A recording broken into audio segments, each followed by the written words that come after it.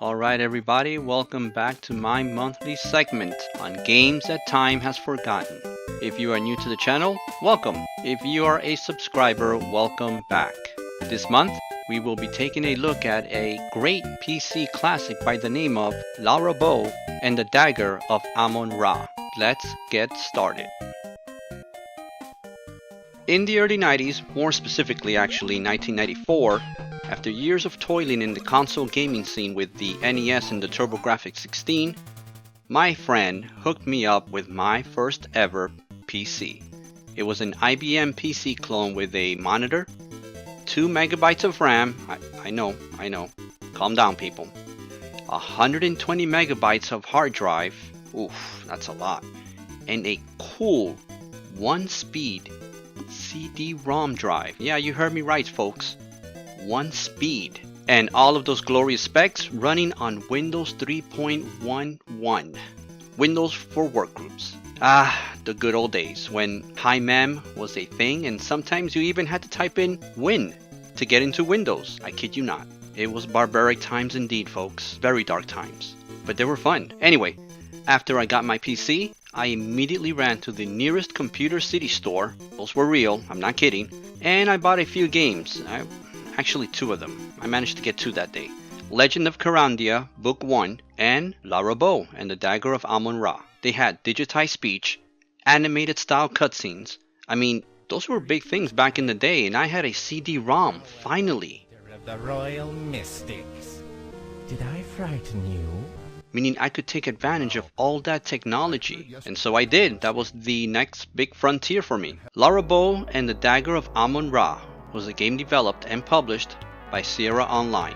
This title was a sequel to the game The Colonel's Bequest, which was released back in 1989 and was directed and written by the great Roberta Williams.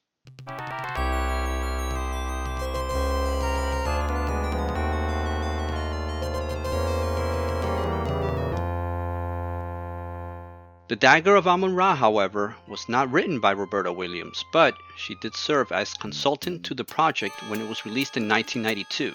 By this time, the Atari computer lineup as well as the Amiga brand were on a huge decline, and therefore it did not get ports to this game. It was a PC exclusive. And the game was a point-and-click adventure game, which back in those days were huge. Sierra had been a huge influence in that genre, along with the Lucasfilm games as well.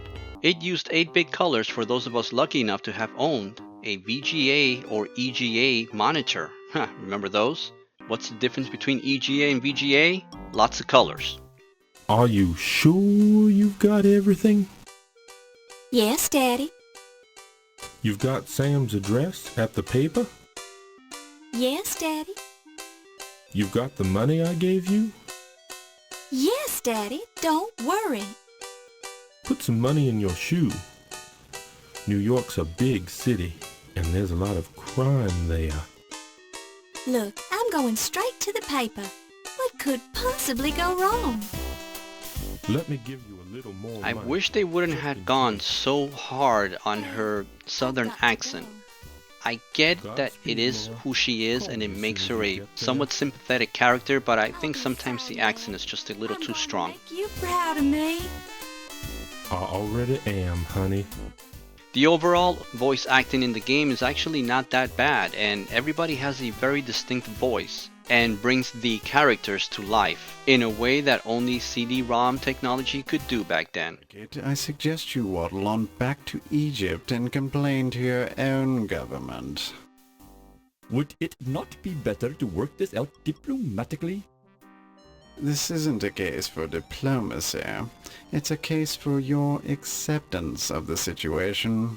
The characters and animations as well as the locations were all very carefully crafted to capture that look and feel of the 1920s, which is when the game takes place. 1926 to be precise.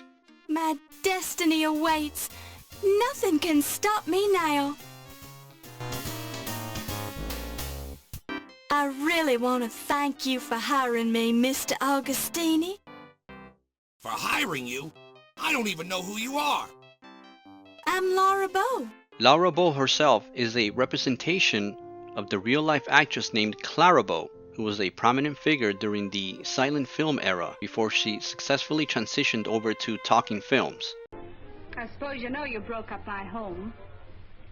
I didn't know that you were in a home. When did you get out? Say, listen, you. And you.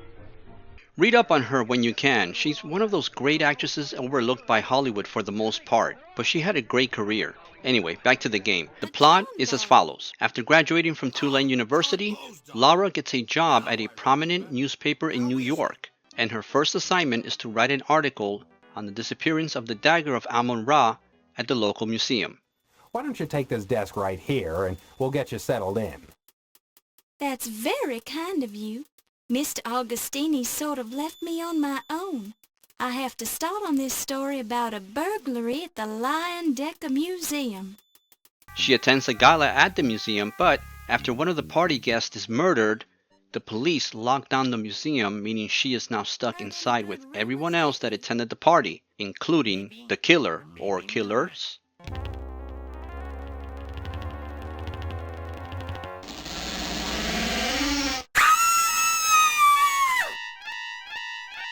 As the game progresses, more guests are killed off, and it's up to you to investigate and figure out who the killer is before you become the next victim.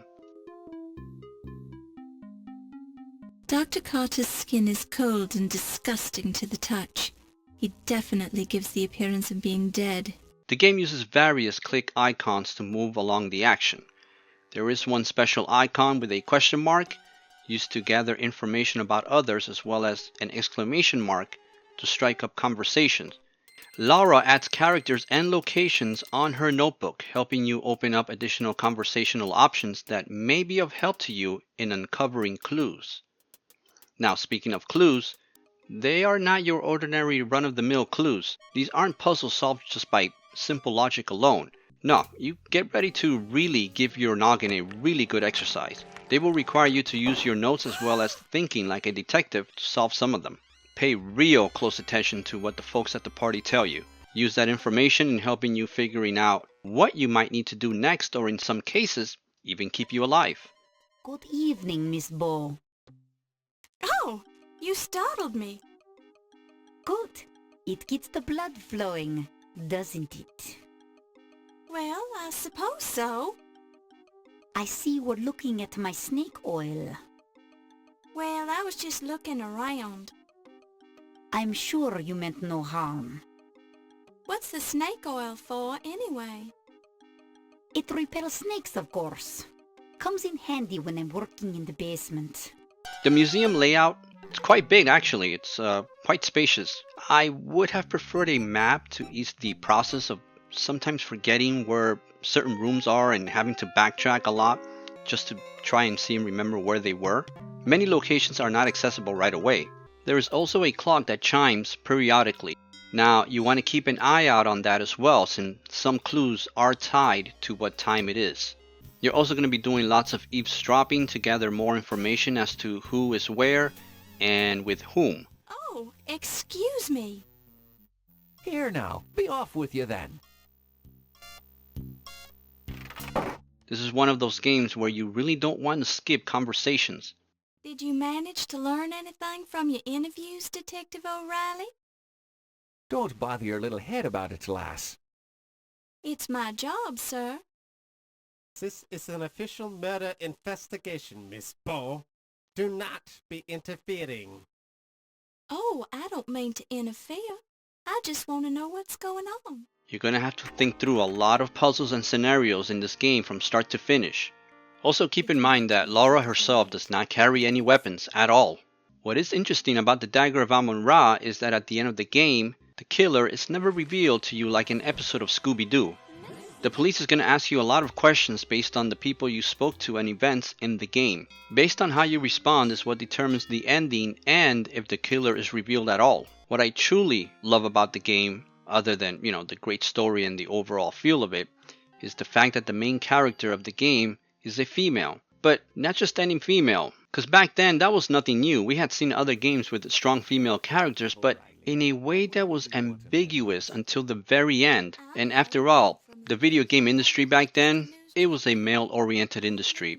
Let's just face it, that's the truth, unfortunately. There was a female present in the forefront, in the game, anywhere. It was usually, not always, but usually as a damsel in distress or other side character status. Laura Bow, however, was a completely different persona. She was the main character from the start, and it wasn't made ambiguous, it wasn't a secret. You knew it from the very start. The cover itself has her front and center, with her name on the title. So make no mistake, this series belonged to her. She had no need to wield a gun and be an over-exaggerated ball of sexism. She was a bright young woman who was depicted to be small in size, but she was out to make a dent in the male-dominated newspaper and reporter industry. Think about that. Yet her never-say-die attitude and southern charm were pieced together wonderfully to create a very unique character for that time. And I think in some ways this might be Roberta Williams' projection of what she might have gone through during her early days in the gaming industry. And since I have a sixth sense about these things,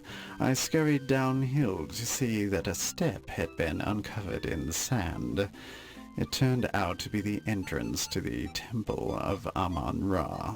Laura Bow and the Dagger of Amon Ra has remained one of the best murder mystery games of the genre throughout these many years. It's a real shame that the series stopped on this game right here. I always expected to see a continuation on the PlayStation or even the PC years later, but that never happened. That's a shame, really. However, in 2019, 9Zeem Entertainment began working on a new Laura Bow game titled Laura Bow and the Mechanical Codex. And as of this video, the game is still under development, but it looks amazing. Check it out.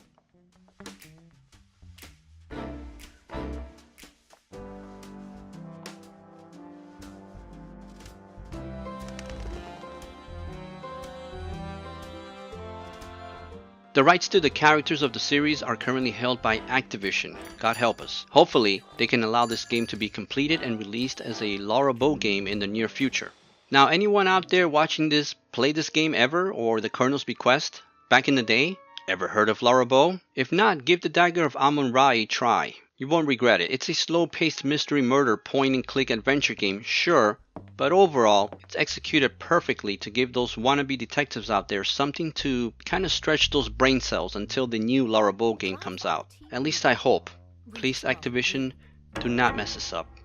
Anyway, until next video, keep watching, keep gaming, and as always, take care of yourselves.